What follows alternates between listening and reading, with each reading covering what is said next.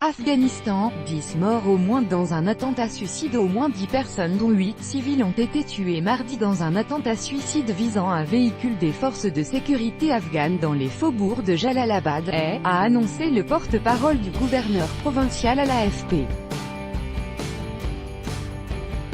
Le kamikaze s'est présenté à pied et s'est fait exploser à proximité d'une station-service qui a aussitôt pris feu et brûlé pendant plusieurs heures, a précisé Ataullah Khokhjani. Parmi les victimes figurent 8 civils tués et 2 blessés.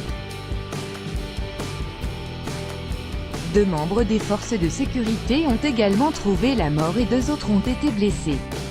Certains blessés acheminés à l'hôpital sont très grièvement brûlés, a précisé le docteur Najibullah Kamawal, directeur des services de santé de Jalalabad, qui a confirmé le bilan. J'ai vu une énorme boule de feu qui a littéralement projeté les gens.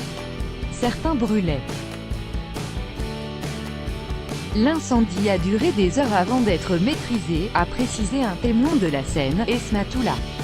L'attaque, qui n'a pas été revendiquée près de 3 heures plus tard, s'est produite aux alentours de 10 heures locales, 6h30 GMT. Jalalabad est la capitale du Nangarhar, province montagneuse de l'Est frontalière du Pakistan, qui abrite talibans et combattants du groupe État islamique EI. La pression exercée ces derniers mois par les forces afghanes appuyées par l'armée américaine, agissant au nom de la lutte contre le terrorisme, a permis récemment de déloger l'EI de 3 districts passés sous son contrôle ces 2 dernières années, mais sans éliminer totalement sa présence dans la région.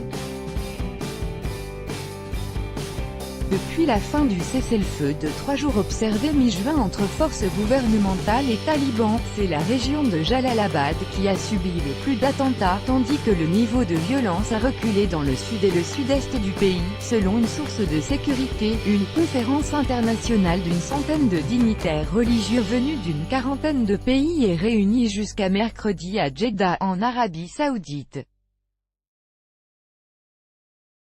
Organisée sous l'égide de l'Organisation de la Conférence islamique, elle doit répéter que le conflit afghan n'a pas de légitimité religieuse au regard de l'islam, comme l'a fait en juin le Conseil des oulémas afghans en promulguant une fatwa déclarant le terrorisme haram interdit. Cette conférence coïncide en outre avec le sommet de l'OTAN qui se tiendra mercredi à Bruxelles.